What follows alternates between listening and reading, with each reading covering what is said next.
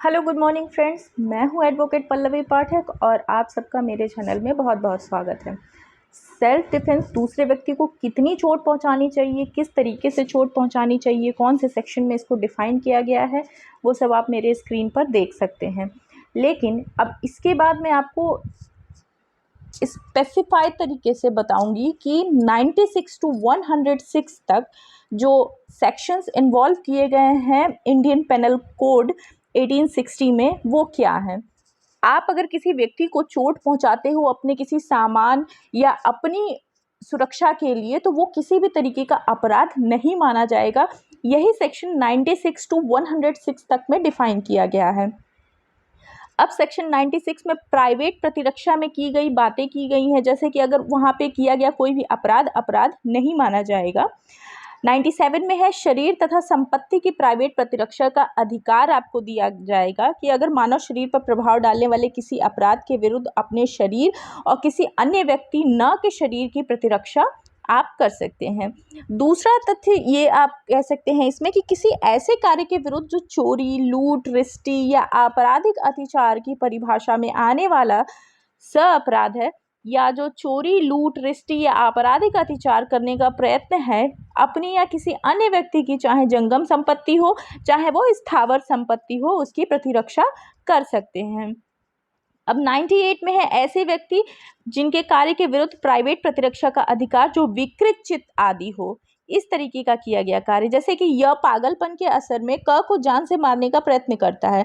यह किसी अपराध का दोषी नहीं है, किंतु क को प्राइवेट प्रतिरक्षा का वही अधिकार है जो वह य के स्वचरित स्थित होने की दशा में रखता है। अब इसके बाद है सेक्शन 99। कौन से कार्य जिनके विरुद्ध प्राइवेट प्रतिरक्षा यानी कि प्राइवेट डिफेंस का कोई अधिकार नहीं होता है, वो कार्य हैं जैसे कि सद्भावना पूर्वक अपने पदाभास में कार्य करते हुए लोक सेवक द्वारा जो किया गया कार्य या किए जाने का प्रयत्न किया जाता है, उस कार्य के विरुद्ध प्राइवेट प्रतिरक्षा का कोई अधिकार नहीं है, चाहे वह कार्य विधि अनुसार सर्वथा न्यायानुमत क्यों न हो। दूसरा कार्य जिससे मृत्यु या घोर उपहति की आशंका हो जाए, जिसमें सद्भावना पूर्वक आपने पदाभास में कार्य करते हुए लोक सेवक के निर्देश से किया जाए, ऐसे कार्य का प्रयत्न करना भी प्राइवेट प्रतिरक्षा के अंतर्गत नहीं माना जाता है।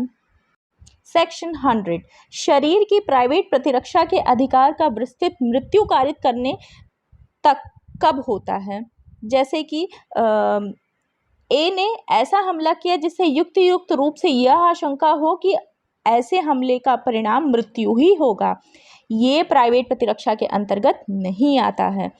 ऐसा हमला जिससे युक्त रूप से यह आशंका कारित हो कि ऐसे हमले का परिणाम घोर उपहति होगा, ग्रीवियस हर्ट होगा, बलात्संग करने के आशय से किया गया हमला, प्रकृति विरुद्ध काम तृष्णा की तृप्ति के आशय से किया गया हमला यानी असॉल्ट, व्यपहरण या अपहरण करने के आशय से किया गया हमला, इस आशय से किया गया हमला कि किसी व्यक्ति का ऐसी परिस्थिति में सदोष परिरोध किया जाए जिनसे उसे युक्त रूप से यह आशंका कारित हो कि वह अपने को छुड़वाने के लिए लोक प्राधिकारियों की सहायता प्राप्त नहीं कर सकेगा।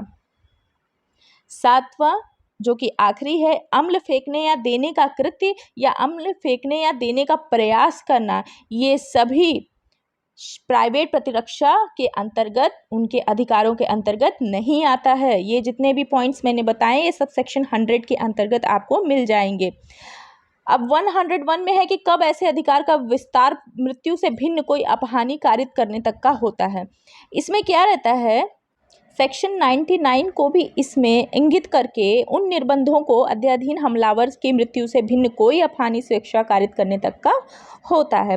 102 में है शरीर की प्राइवेट प्रतिरक्षा के अधिकार का प्रारंभ और बना रहना, जो कि उतना इम्पोर्टेंट नहीं है। 103 में है कि अधिकार का विस्तार मृत्यु कारित करने तक का होता है, जिसमें अगर रात्रि में गृह भेदन यानी कि चोरी हो रही है घर में, अग्नि द्वारा रिष्ट यानी मिसचीफ जो किसी ऐसे निर्माण, तंबू या जलयान की हो गई हो जो मानव आवास के रूप में या संपत्ति की अभिरक्षा के स्थान के रूप में लाया गया हो। 104 में है ऐसे अधिकार का विस्तार मृत्यु से भिन्न कोई अपहानि कारित करने तक का होता है। 105 में है संपत्ति की प्राइवेट प्रतिरक्षा के अधिकार का प्रारंभ और बना रहना। 106 में है घातक हमले के विरुद्ध प्राइवेट प्रतिरक्षा का अधिकार, जबकि निर्दोष व्यक्ति को अपहानि होने की जोखिम रहती है। जैसे एक उदाहरण के थ्रू मैं आपको समझाने वाली हूँ कि क पर एक भीड़ द्वारा आक्रमण किया जाता है जो उसकी हत्या करने का प्रयत्न करती है। वह उस भीड़ पर गोली चलाए बिना प्राइवेट प्रतिरक्षा के अपने अधिकार का प्रयोग कार्य साधक रूप से नहीं कर सकता, और वह भीड़ में मिले हुए जो छोटे छोटे शिशुओं को जो अपहानि करने की जोखिम उठाए बिना गोली नहीं चला सकता। यदि वह इस प्रकार गोली चलाने से उन शिशुओं में से किसी शिशु को अपहानि करे तो कोई अपराध नहीं करता है। ये यहाँ का दृष्टांत है 106 का। उम्मीद करती हूँ मेरे बताए हुए आज के वीडियो से आप रिलेट कर पा रहे होंगे।